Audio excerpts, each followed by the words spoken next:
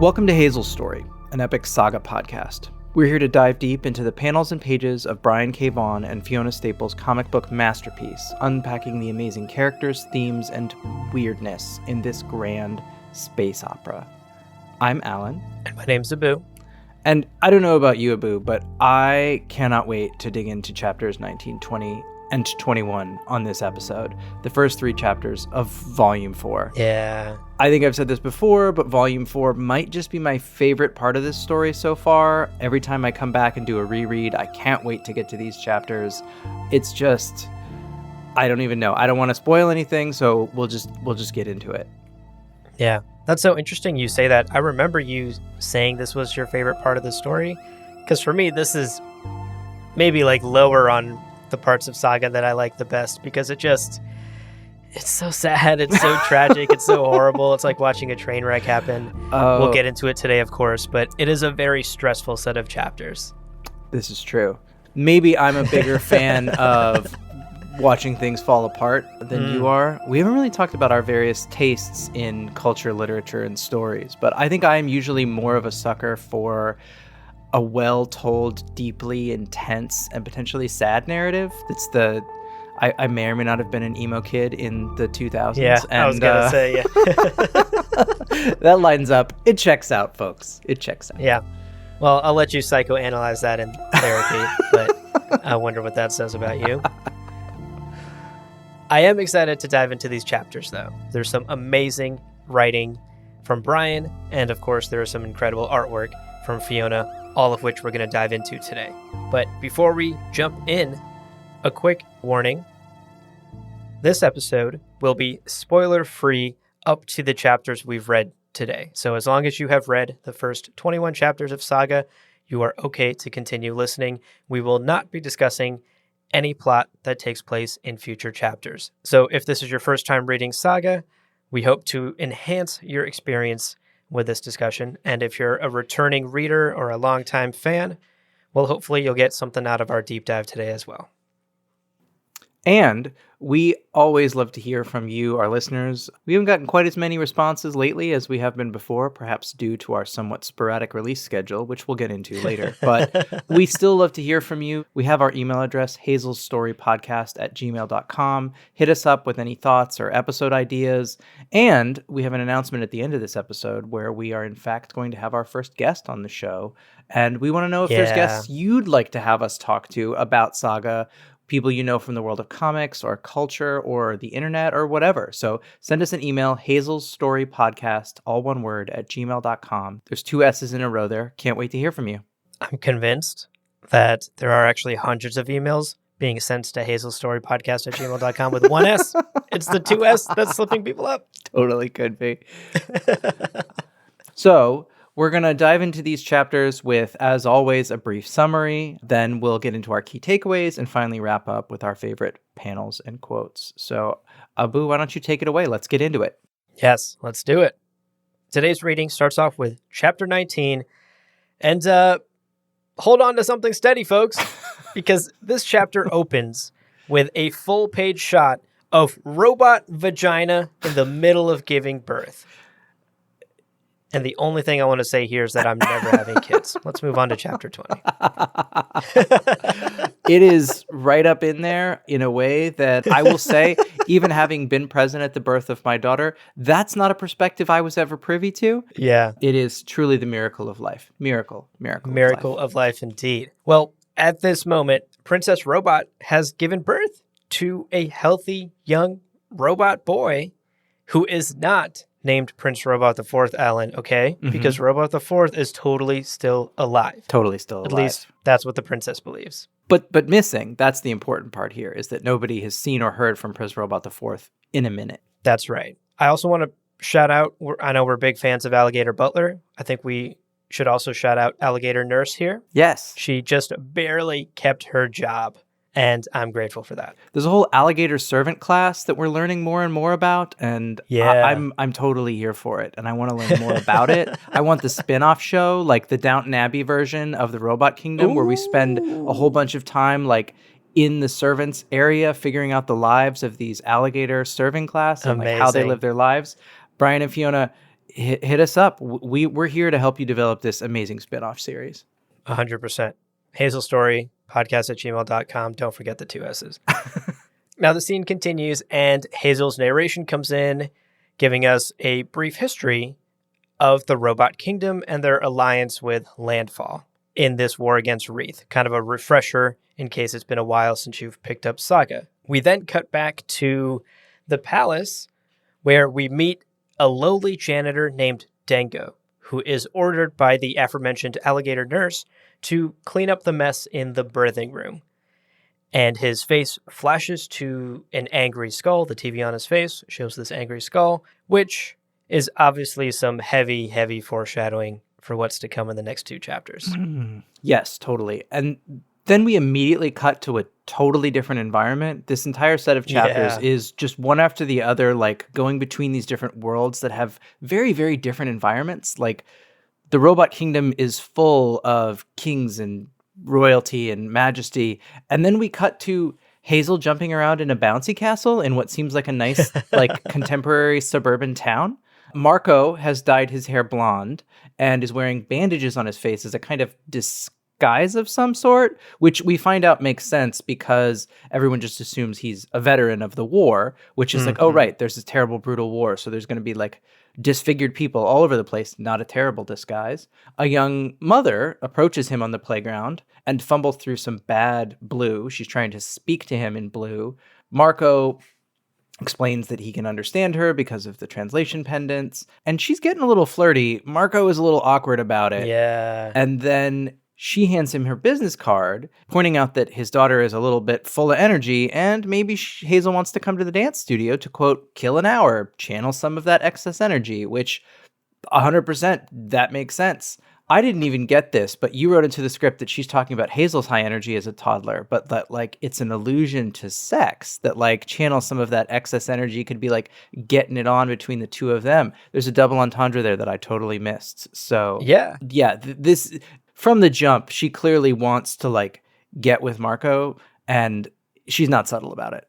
For sure. There's a lot of not so subtle hints at just, like, sex and cheating. I mean, one of the first things Marco says to this woman is, well, I'm cheating, when he's trying to awkwardly talk about his translator ring. So, I don't know, maybe I'm reading too much into it, but the way she kind of trails off on maybe burn some of that excess energy as she's like inviting him to her dance studio felt very sexual and flirty to me. So after that scene in the park, we then cut to Alana, who is at work at the circuit, where in the scene she's working on, she has to make out with one of her coworkers. And once again, speaking of like heavy-handed allusions to cheating and sex and relationships, here is a full-page spread of Alana locking lips with another man. That, for us as the readers, painful to see because we are cheering so much for Marco and Alana as our central couple in this story. Now, one of the viewers doesn't like the kiss as much as we do, apparently, because he starts heckling the performers, and Alana claps back in classic Alana fashion. This lands her in hot water with the stage manager, who fires her on the spot until Yuma, remember Yuma? Intervenes. Yuma, of course, is Heist's ex and the connection to the circuit that he mentioned a few chapters ago.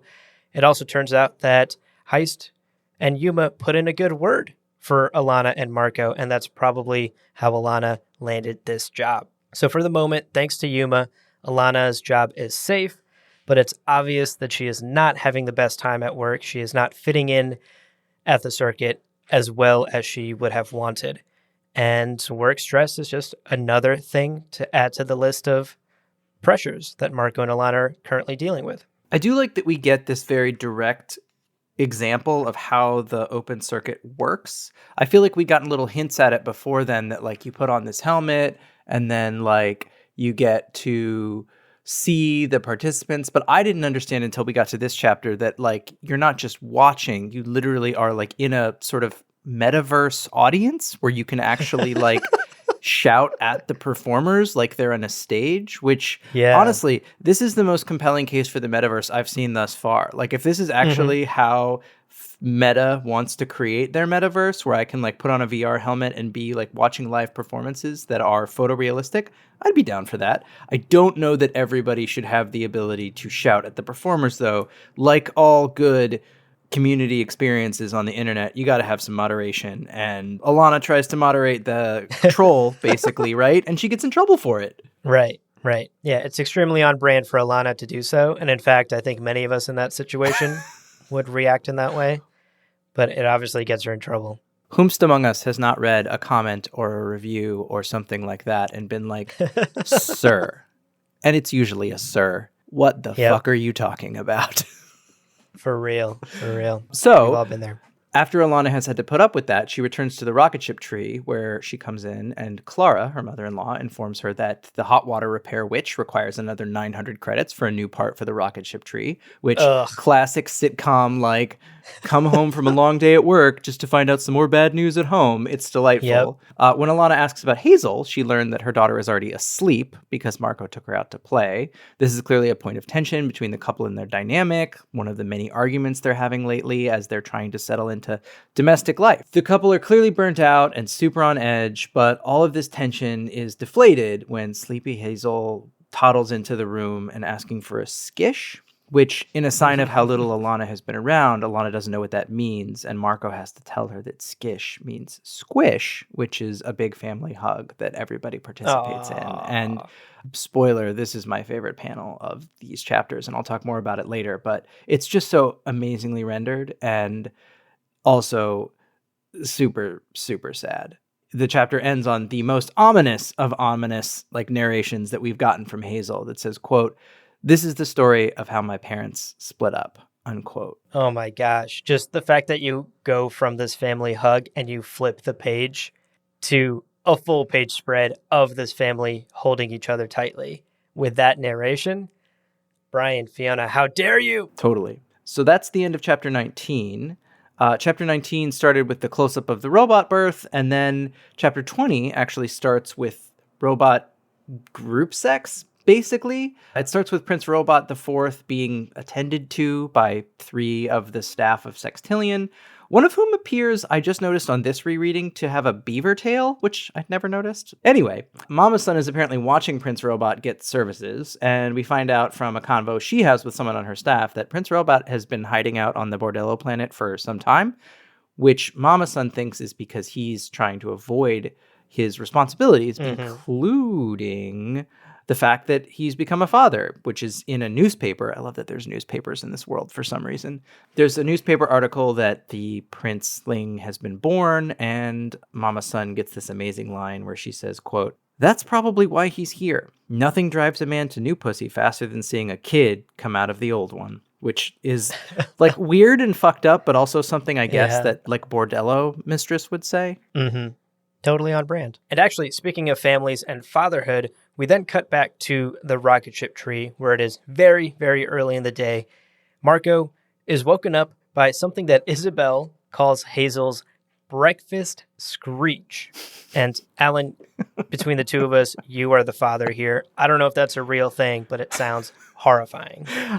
I just love that, like, as I'm reading through these panels, it's like every panel has her making this terrible sound, which I imagine is something like, Yep.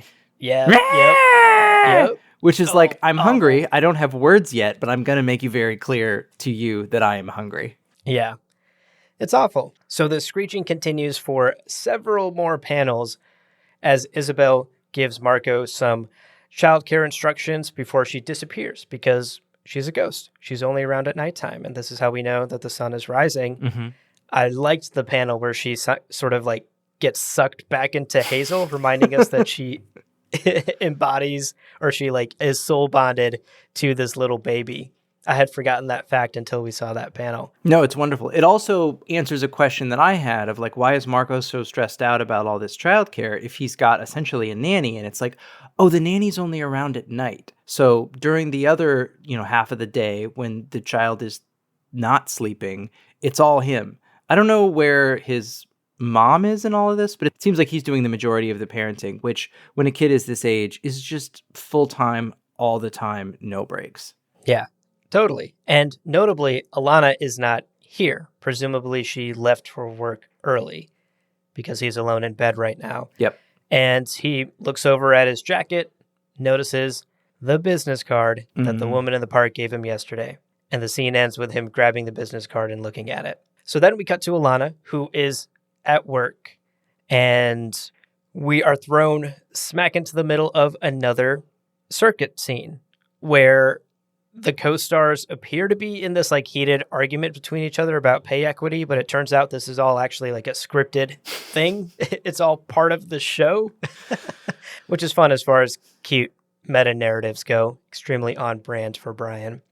Well, it also makes me realize that like the open circuit is probably less close to like scripted Hollywood and closer to like the WWE or like influencer drama. Yeah. Because the characters are the performers, right? So like they're leaning into the fact that they're performers. It's acknowledged that they're performers. It's a lot, with the costumes and stuff, it's like wrestling. And I just totally love that. Yeah, that's a great point. Even in this previous scene where Alana clapped back at the heckler, they tried to just like cover it, right? Like throw a little improv in there and be like, oh no, she's lost her mind. Zap her. She's got the space madness. Yeah.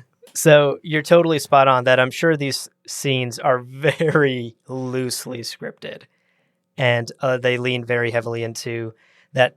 So after the scene is wrapped up, Alana is back in the cast locker room with Yuma, where she discovers that the secret to getting through the stress of these filming sessions and to being an actor, apparently, is to start using some drug called fadeaway, which she learns that many of her fellow cast members use all the time and use even at work when they're on stage. And this leads to Yuma giving Alana some of this fadeaway, which she takes a little bite out of and goes on an absolute acid trip in this beautiful set of panels and pages, which I'll talk a bit more about later because this was my favorite panel from today's reading. It's so good. After that, we cut back to what Marco is up to.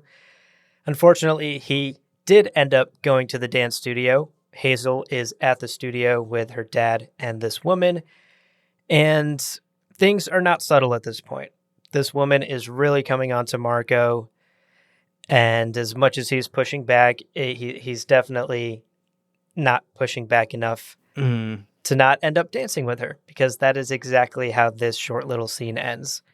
Hazel dancing in the corner while Marco dances with this other woman that is not his wife. And it's seemingly after hours as well, because no one else is in the dance studio. They're all just there alone. Yeah, it's a private lesson, Abu.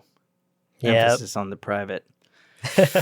Yikes! Ruh-roh. Yikes. So we cut away from there, and we're back to the Robot Kingdom with a nice like wide shot on the Robot Kingdom. I don't think we've ever gotten one of those before, and it's literally looks like Cloud City from Star Wars, except with like medieval castles that are robot castles. I love It's one of those amazing Fiona wide shot scenes that I just totally love. Then we go inside the castle to see Princess Robot, who is singing to her newly born child. And Dango shows up unexpectedly, seemingly innocuously, because he's just carrying a mop. And it's like, yeah, a janitor with a mop. What could be wrong with that? But then we realize that he's actually murdered all of her guards, and he pulls the top of the mop off, and it's a sword, which is an amazing take on the old sword in a cane bit from like the 19th century. Yeah. Sword in a mop. Why not?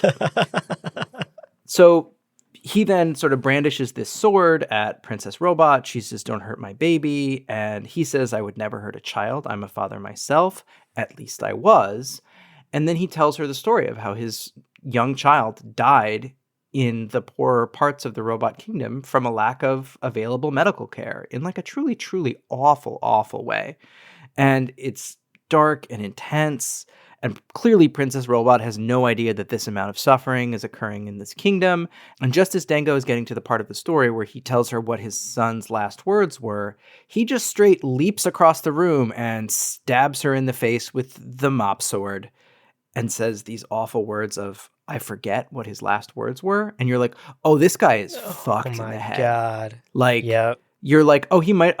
before this, I thought he was a little unhinged, but like clearly you're like, oh no. He's like well past disgruntled, well past any other level. Like he is detached from reality, homicidal maniac. And then you get a sense as he scoops up Princeling Robot into his arms and walks back through the rest of the palace, just how violent and intense he is, because he's murdered all the guards very bloodily.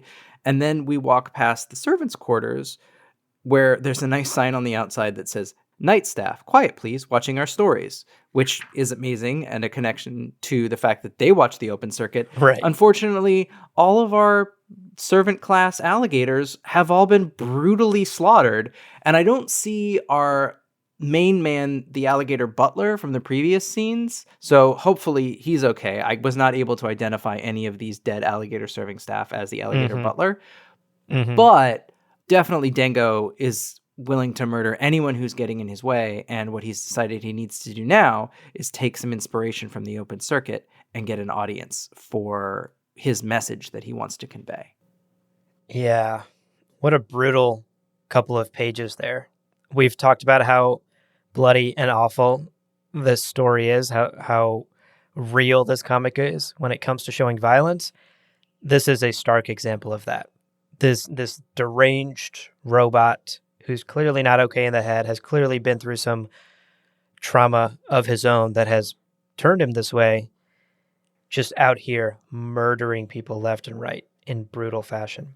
Well, there's like something sort of a little horror movie-esque to him, because all of these people he's murdering, some of them have guns, but he's able to just like take them all out with nothing but a mop-sword. Yeah. So like there's sort of like a Freddy, Jason horror movie like superpower thing he's got going on, which it's like, I don't know why this janitor would be so good at sword combat, but clearly he is, and it's fucking terrifying.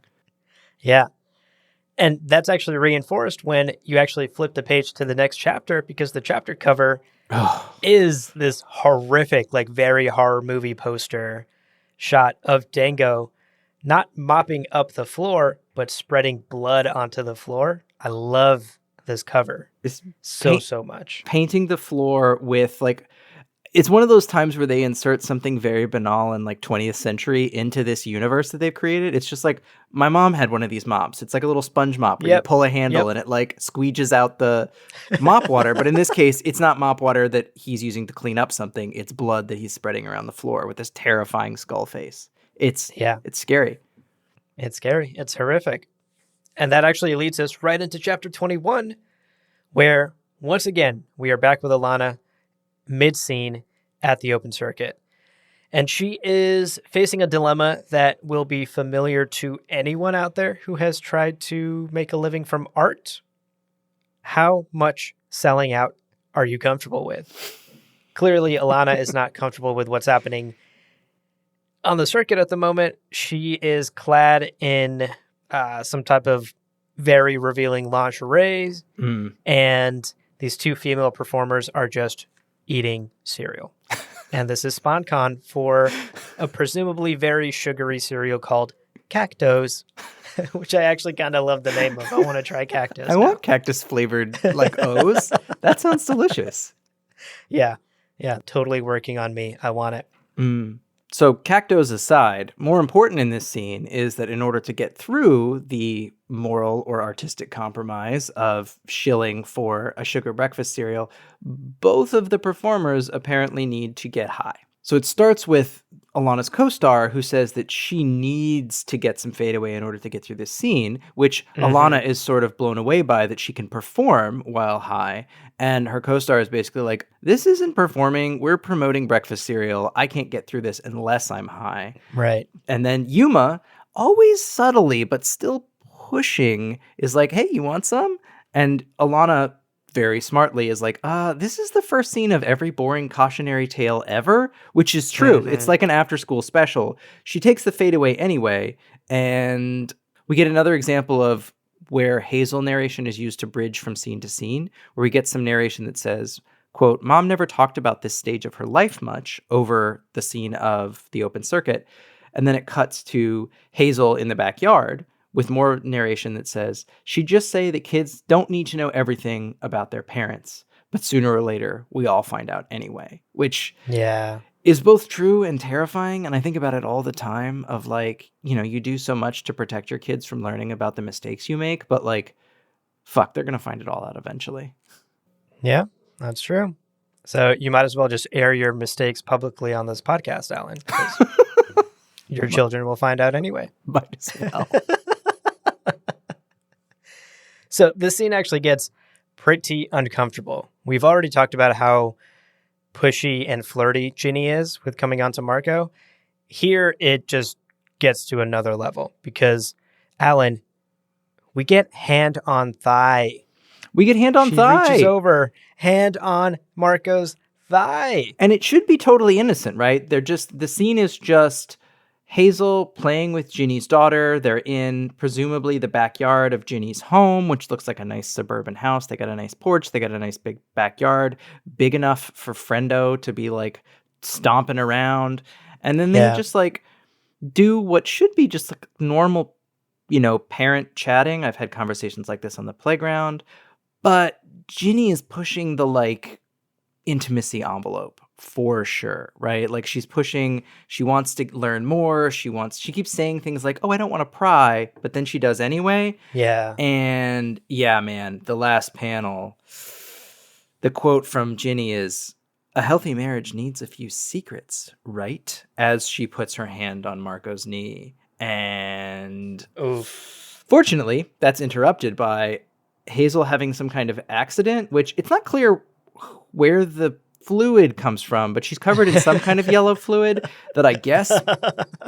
There was a scene earlier where Friendo, the giant walrus dinosaur, was having its period, so I'm guessing that might be what this is, or it's pee. Whatever it is, Hazel is covered in it and kind of seems to think it's funny.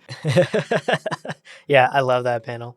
Ginny jumps up to go into mom mode and like get Hazel out of her dirty clothes. Marco freaks out because obviously if you take Hazel's shirt off, you'll see her wings. Things get real shitty. He's like, all right, we got to bail. But he doesn't totally bail because Ginny invites him to come to another class. And because Hazel's so into it, he agrees. We then next jump to a Landfallian / Robot Kingdom ship out in space that is currently under assault.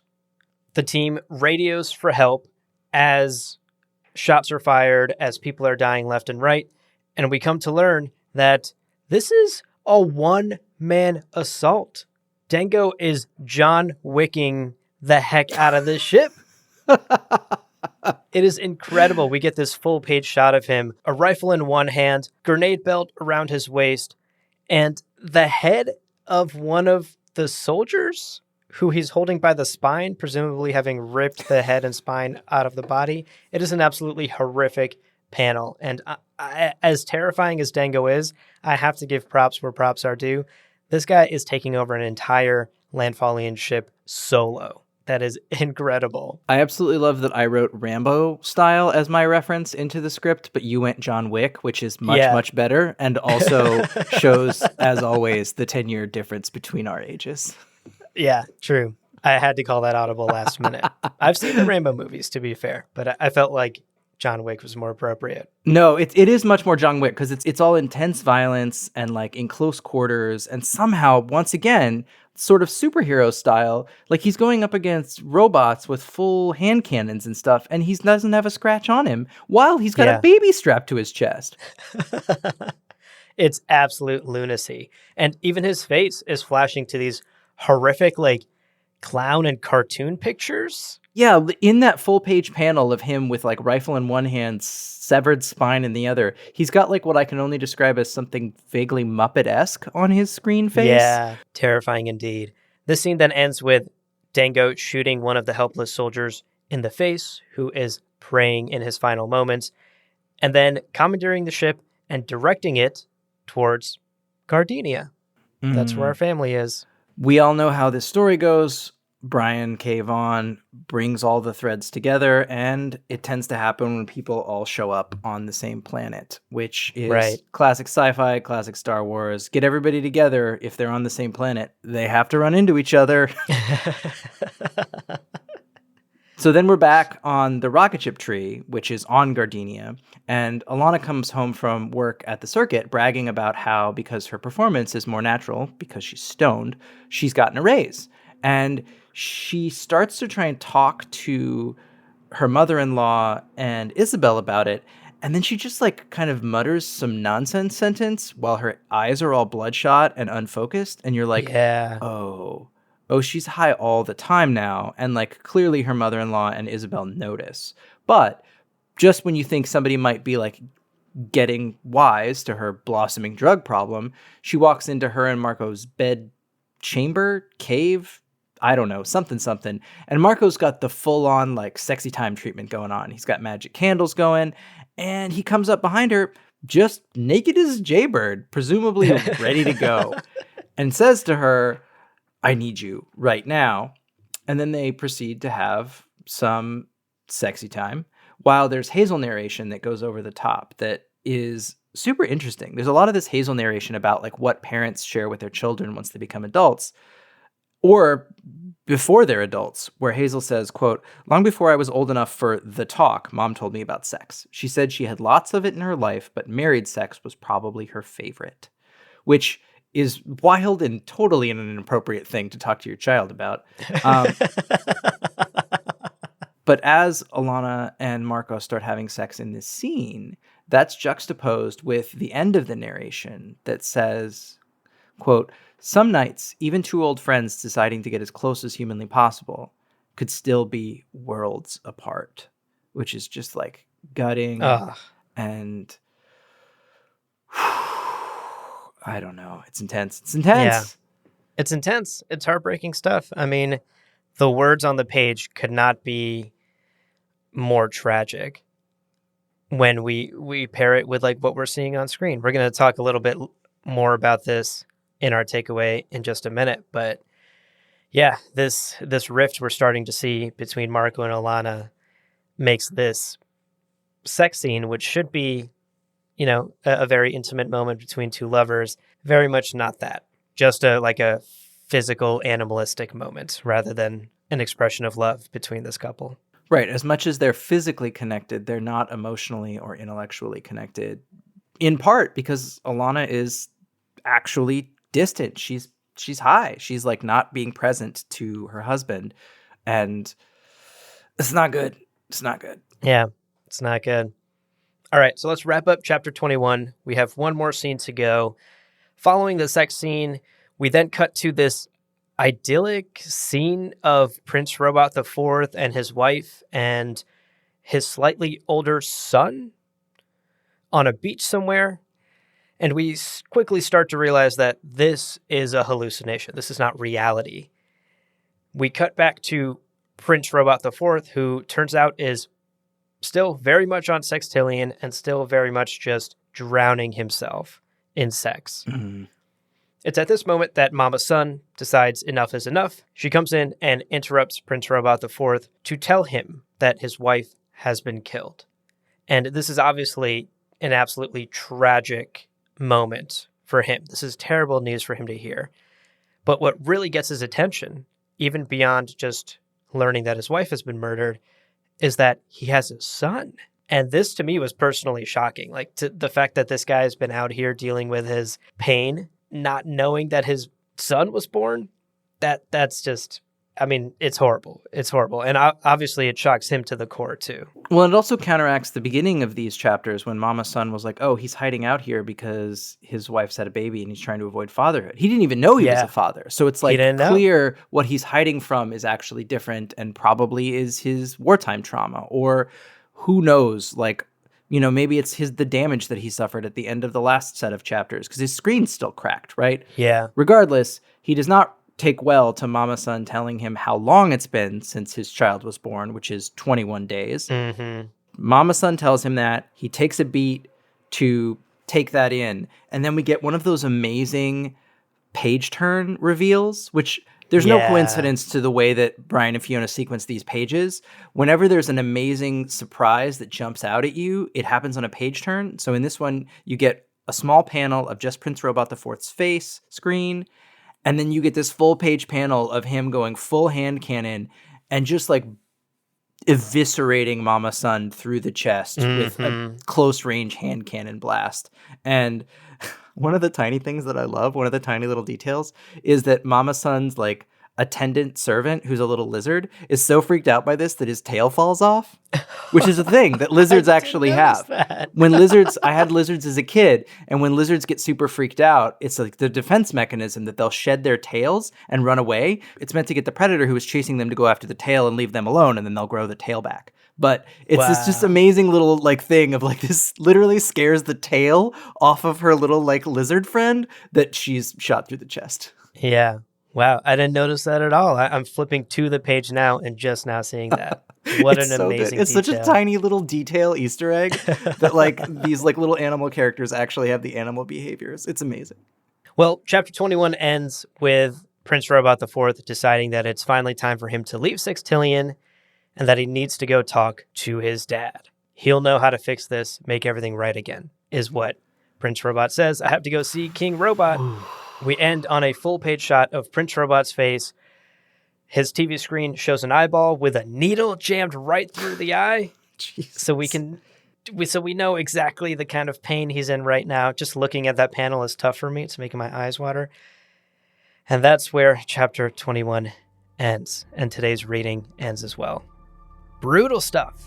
Tough set of chapters today. Seriously, I'm going to need a break from all of that. I know I said these are my favorite chapters, but they are emotionally exhausting. So we're going to take a quick break. And when we come right back, we'll have our takeaways from these chapters, as well as our favorite panels and quotes. So stick around.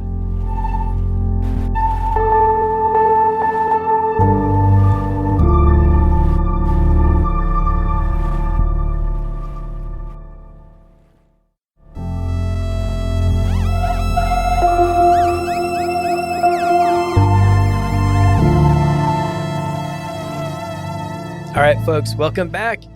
Let's get into our takeaways from today's reading, and then, of course, we'll end today's discussion on our favorite panels and favorite quotes. Alan, I wanted to start with this first takeaway because we just have to address the giant elephant in the room that keeps being foreshadowed in every single scene. Marco and Alana seem to be headed for a breakup. Yeah. Hazel's narration has told us as much. We see the rift forming between them. We see the stress that they are under individually and together as a couple. And it's sad. It's heartbreaking. This couple that we've been cheering for now for 3 volumes and 18 chapters are starting to drift apart. And it's horrifying to watch. I will say that what has been explicitly foreshadowed is that they're going to split up, which we don't know if that means break up or if they're going to be separated or something, but like something is coming and it's not going to be good. Mm-hmm. It's not going to be good. And look, I mean, you and I know this, but relationships are tough. Mm-hmm. Even for like normal, seemingly happy, comfortable, easygoing people, relationships have their rough patches. There are ups and downs. And obviously Marco and Alana don't fall into the category of normal, seemingly happy, comfortable, easygoing people. I mean, they literally have to overcome cultural, biological, and political hurdles that the rest of us cannot possibly imagine. Simply to continue existing as a family. The fact that the two of them have been on the run since the moment they fell in life is a huge factor. And then we also can't forget the fact that Hazel is a child that the two of them had together. And parenting is another layer that's added on to the stress of their already very stressful existence as a family. And, you know, at the end of the day, things like work, bills, parenting, they sound like very everyday problems, and Marco and Alana are also dealing with many of these things. But being hunted by 2 warring superpowers, that's kind of where they become a unique family, and where their stress and their anxieties and the way they're coping at the moment goes in a direction that your average family doesn't. See, I think it's interesting that they both don't start to look for outlets outside of their relationship until a lot of that, like, intense persecution and strain on their relationship has faded away. It's once they get into like the very banal day-to-day life of having a household and a family that they both start to crack a little bit, which made me think back to the difference between relationships I had in my late teens and early 20s as opposed to the marriage that I'm in now, where like, you know, Yeah. I used to revel in a little chaos, right? Like you had like the chaotic part of your relationship and you'd sometimes build a relationship around that. But then when it got time to like do the work of like maintaining a household, it can be challenging if you don't have like a firm foundation to build it on. And Alana and Marco clearly have this love, but it's one of the things I love about this story is that Brian K. Vaughan has created this realistic narrative where it's like a couple who has only ever found each other in trauma, chaos, and awfulness. When things get comfortable, they start to fall apart, which I think it's because they don't have that foundation, right? Like they don't have that foundation of having done the day in, day out, like who's going to buy the groceries and where, is the cleaning going to happen and who's going to bring home the bacon, as it were. That's when, they don't know how to do that yet because they've never had to do it before. Right. I love that. That's such a great point, and I think you're spot on, Alan. These two, from the moment they fell in love, have been on the run. The entire relationship has been built on this foundation, like you're saying, of survival, of being on the run, of being ideologically opposed to this war. Mm-hmm. When it comes time to just pay the repair witch for a missing part in the rocket ship tree, suddenly they don't know what to do. But like, you're totally right. Once domestic life is hit for Marco and Alana, things are suddenly way tougher because their foundation was built on something that wasn't domestic life. And there is, I think you're right that there is also the baseline anxiety of the fact that, yes, they are still persecuted. One of their fight that they have at the beginning of chapter 19 is entirely about the fact that Marco took Hazel out in public, and that scared the shit out of Alana because there is, so it's like the worst of both worlds. They're under this constant low level of stress and trauma, but they're also navigating unfamiliar waters of banal life. So it's like literally the worst of both worlds. It's not exciting anymore, but it is scary, and it's boring and mundane. Sounds like a recipe for, I don't know, something bad. Yeah. Maybe a split, as Hazel has foreshadowed. Yep. I also wanted to quickly touch on how the two of them are coping with the stress and anxiety of it all right now, because I think that's very revealing. It shows us their needs in a relationship. Alana, for example, obviously finds herself indulging in fadeaway, both to perform better at her job, but also to kind of forget about her problems a little bit. And the way I read that is that I get the sense that Alana is very much used to not being terrible at things she sets her mind to. Like if she's going to set her mind to it, she's going to do well. And being an actor on the circuit is not quite the best fit for Alana, or at least she's struggling to fit in at the moment. And fadeaway is her easy button in this situation. It lets her be comfortable.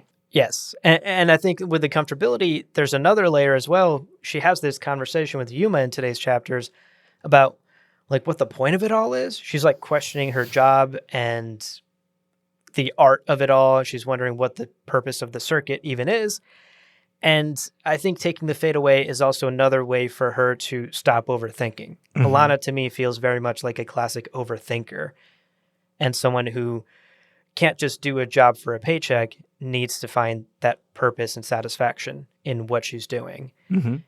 And the fadeaway, once again, is this crutch. It's a thing that lets her forget that and just literally fade away into nothing and do the job and get paid the bonus and bring that home to her family. And then when you look at Marco, on the flip side of it, he is clearly someone who craves companionship. We've joked on this podcast before that Marco is a bit of a sensey boy.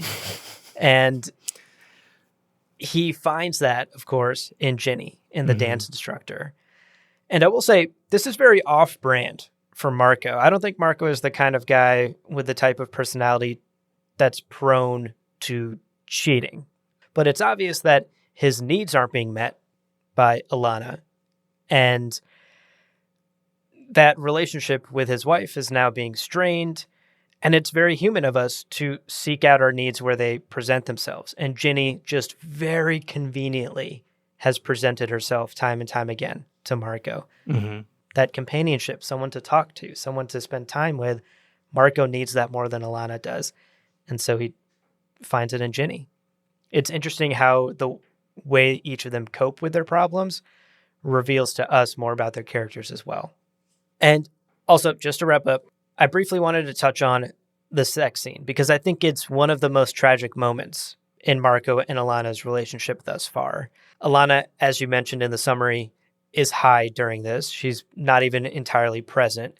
And Marco is seemingly just fulfilling a physical urge, maybe even a physical urge that he wants to fulfill with Ginny and knows he shouldn't, and thus just like grabs Alana and says, hey, I need you. We're doing this right now.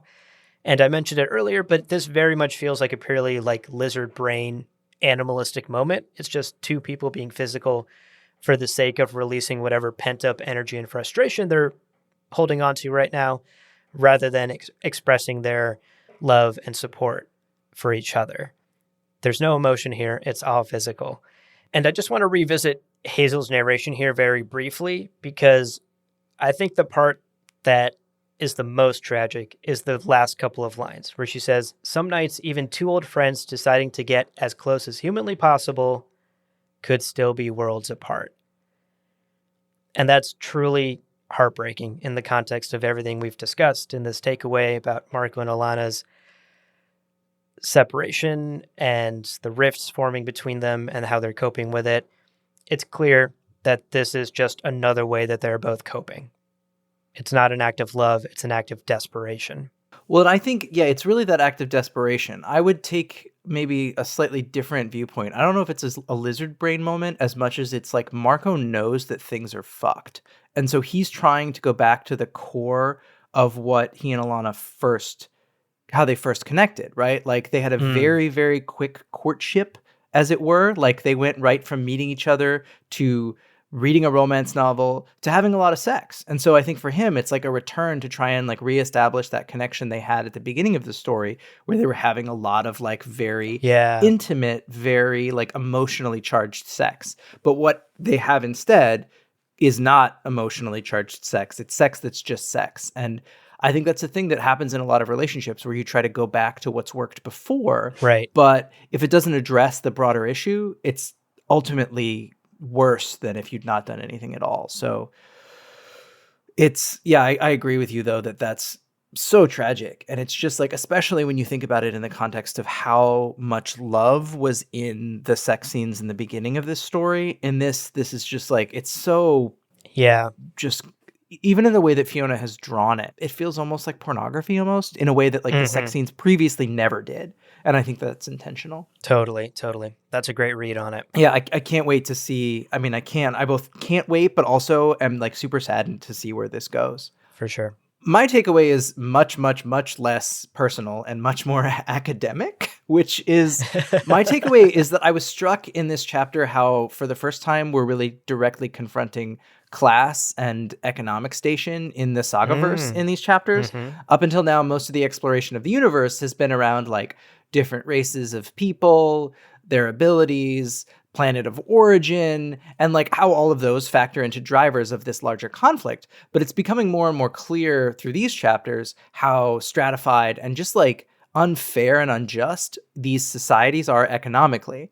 Dengo is like the clearest exemplar of this, as well as like in that first section in the beginning of chapter 19 where they're explaining the robot kingdom, there's like an actual peasant toiling in a field. So it's like the robot kingdom is somewhere in between like Russia pre-revolution and like maybe going all the way back to like serfdom or something, but it's economically stratified and very clearly the poor lower class black and white screen having working class robots. So it's both an economic station as well as like physically they're less high quality displays. And then there's the upper class color display robots who are in the royal household, they're aristocracy, they're like the military leadership. It's all of those like very classic like 17th and 18th century sort of upper classes. And they all live these lives of abundance and privilege. And what's interesting, though, is then that the class structure appears to be very different on each planet. Like on Gardenia, it seems pretty level, right? It's like your normal middle-class society. There's like a nice middle class of performers and crew and staff on the open circuit. Ginny's got her little small business where she's teaching kids dance. Like all of these are very normal sort of like capitalist things that we'd be familiar with. And then even you have back on Landfall, when we got to see Alana's life of where she grew up, that was a pretty typical like suburban upbringing, right? Like her dad Yeah. seemed to be very well off. And so like clearly there's economic diversity in this universe. But then I went down a whole rabbit hole where I was like, well, wait, so we talk about credits a lot and unemployment is an issue because Yuma comments on how lucky Alana is to have her job or literally any job. So it's like, oh, well, so she's lucky to have a job, so unemployment must be an issue. And then this got me wondering even more, like, how do these economies actually work? Like, they talk about credit lines on sextillion, so clearly they have, like, credit cards or something, and people talk about getting paid, but does each planet have their own currency, or is it, like, one currency for each side of the war, like the Landfall Alliance versus the Wreath Alliance? And also, I know I'm getting very much into, like, Star Wars Trade Federation boring territory Hell here. yeah, no, do it. Episode 1, baby. But it does seem like there's a giant part of this war, much like in Star Wars, that is really an economic war, much more than like a war about like big causes or something like that. Like Landfall and Wreath must have some kind of economic factors that are at play. And like all of them are tied up in this war, right? And quite literally, who is paying for all of this military hardware? There's like all this amazing military hardware on both sides, and who's paying for it and where does it get built? All of these, I've clearly opened up a can of worms about the economics of this universe, but I just love how like there's these layers and layers and layers that are being added to the universe. And in this set of chapters, they've decided to introduce class. And as a result, like rebellion, revolution, like all of these themes that come into play. And it's part of why these chapters are among my favorite, I think. I love world building and I love the additional layers of world that are getting put into this universe, that it's not just about like two sides opposed because they have different physical characteristics. Like there's money changing hands here somewhere. And I think you get a lot of that from Agent Gale and whatever like shadiness he's got going on. But like, I don't know, there's more here that meets the eye, and some people are getting rich and some people are clearly very, very poor. If we've got like basically starvation level, conditions for the working class on the robot planet. Yeah. And you can even clearly see very much how shit rolls downhill when it comes to like where you are on the totem pole as well, because the princess yells at alligator nurse.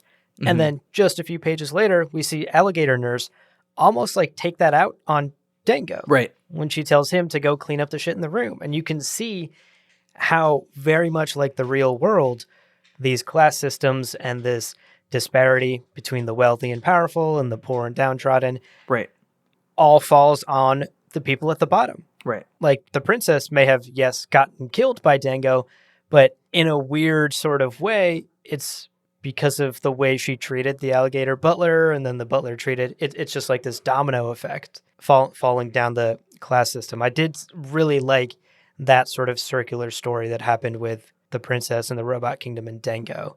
And to your point, yeah, it showed us how not everyone in this story is rich and powerful, and not everyone comes from a similar background, and that the world building here is very true to life. There are people at the very top who are powerful and rich, and then there are people at the bottom, and there are lots of people in the middle on Gardenia.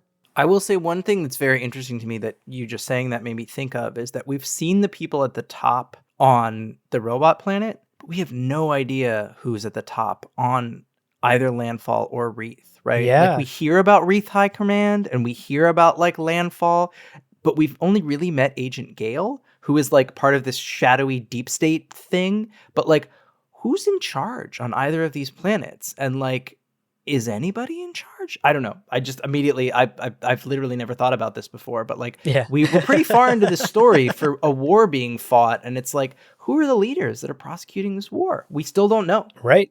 We don't know.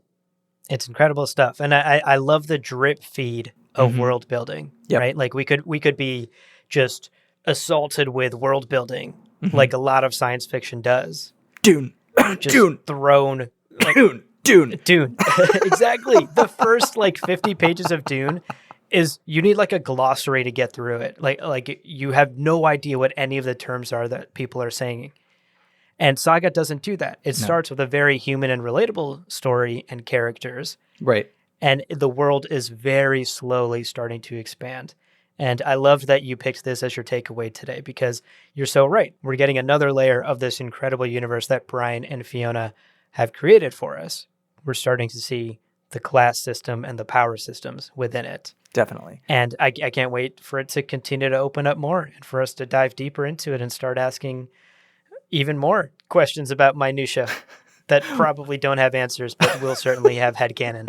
I absolutely love, though, that I was worried going too deep into this takeaway that you would not be here for it, but that when I make reference to episode 1 and the Trade Federation, I'm glad that you recognize the importance of that, and I am with Absolutely. you. I actually think that is an excellent part of it. Episode 1, but that's a totally different story.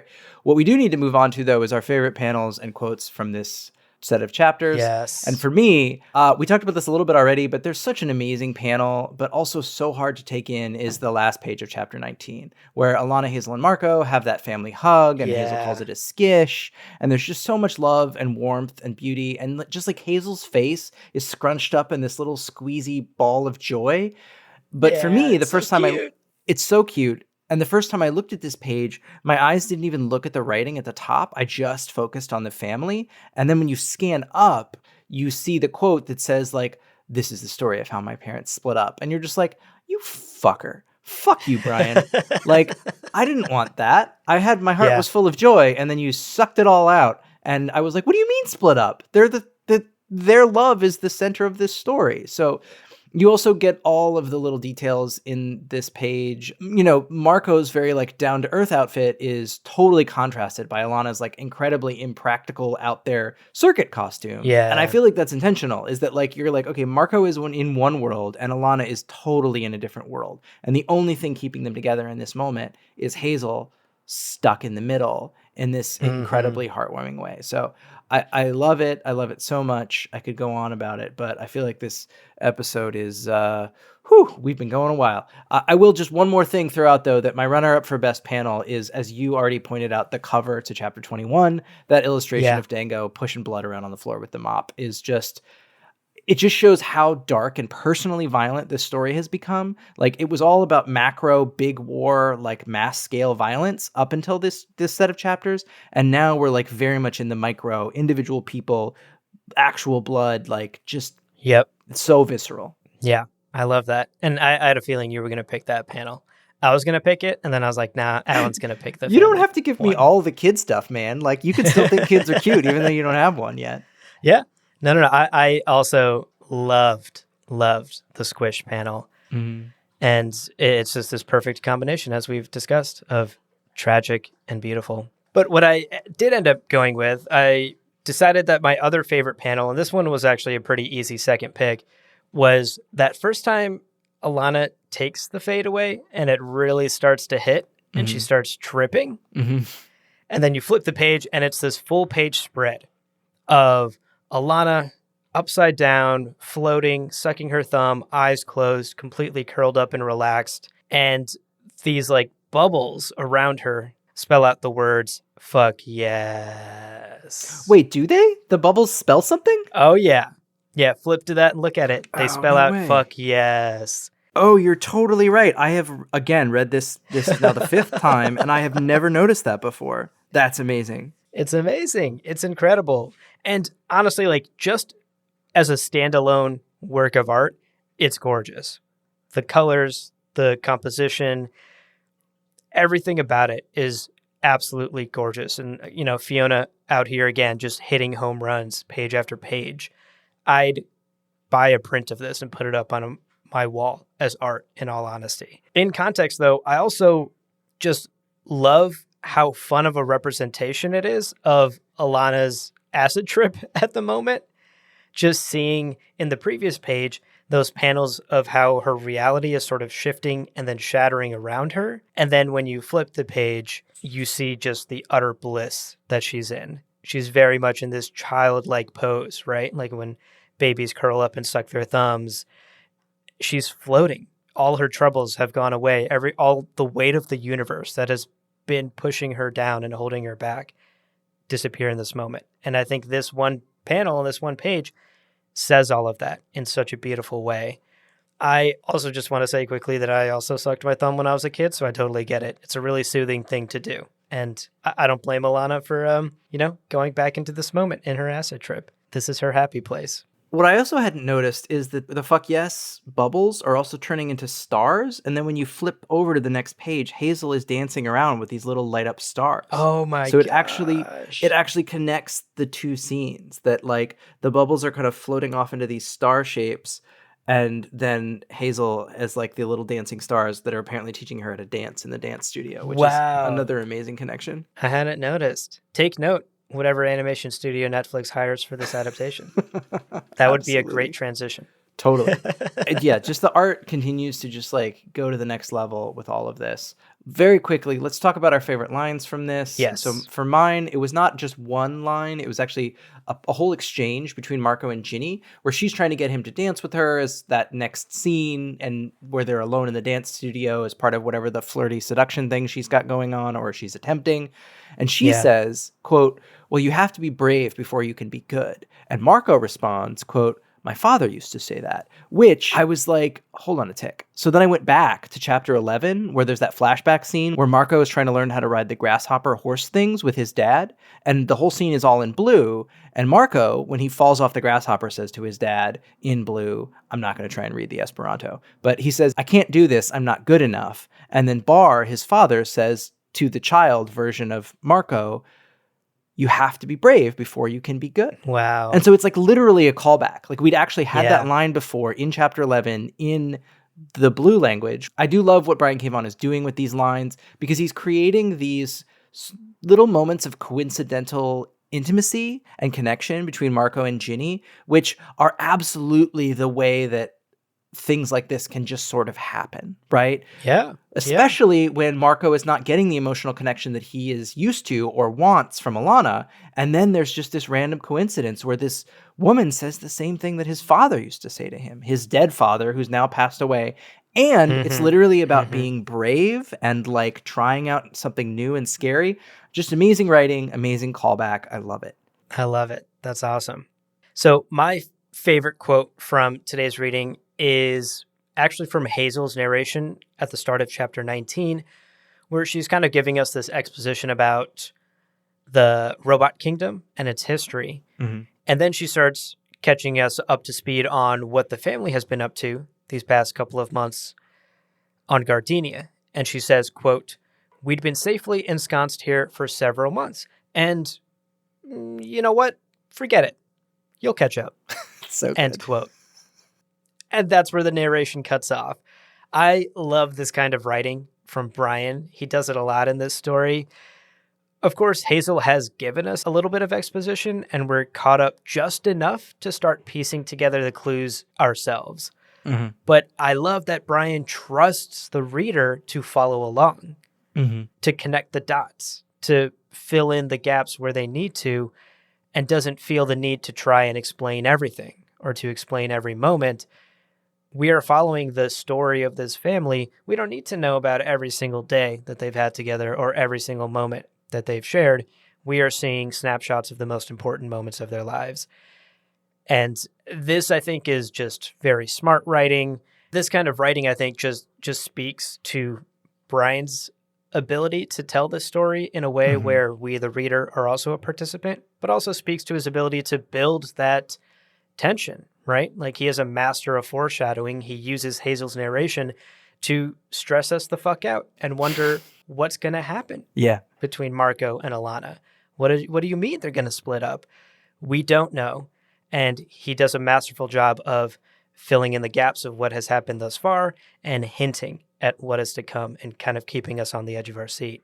And you never feel lost, right? Like a lot of times writers will try to do this. They'll try to skip around.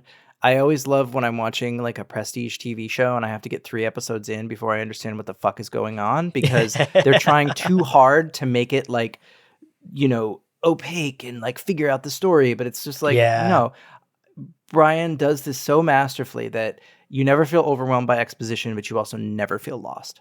Totally. Exactly. And also talking a bit more in universe, another layer to this narration that I loved a lot was that it really fits with Hazel's personality as the narrator of this story, at least from what we've seen thus far in 21 chapters, we've seen that Hazel has some of that like snarky attitude in previous narrations. And here it is again, her just kind of getting bored of the exposition and being like, whatever, you'll catch up. I'm bored with telling you this story. And I like to at least personally imagine that that's a bit of her mother rubbing off on her, right? Yeah. We know Alana has that fiery personality, and that feistiness is clearly showing up here in future Hazel, who is telling us this story as the narrator, in her personality. So sort of in universe, this type of writing fits so well with the character of Hazel that we come to know as well. So ton of layers to it. I love it all around. Brian, you are a master, sir. It's just so good. Okay, that was a lot. This all has been a lot. But lucky for all of you, for our next episode, we're going to do something different. We're going to have our first guest on the show, and we're not going to be going back to these older intense chapters. We're going to be talking about the new chapter of Saga that's coming out on April 27th, and that's chapter 58. And we're going to have a guest along to talk through it with us, another super Saga fan. Abu, who's our guest? Who are we talking to? Yeah, we're going to have our friend Patrick Austin on the show to geek out about Saga, to talk about that new chapter. So if you're all caught up with Saga and you plan on reading the new chapter this month, get excited, folks. It's going to be a good one. And then following that, we'll have our next deep dive read-along episode to go over all of the even more intense shit that's gonna probably unfold in chapters 22, 23, and 24. So just make sure you're all caught up on those chapters before you come back for the next read-along episode, because I feel like shit's gonna get very, very real. For sure.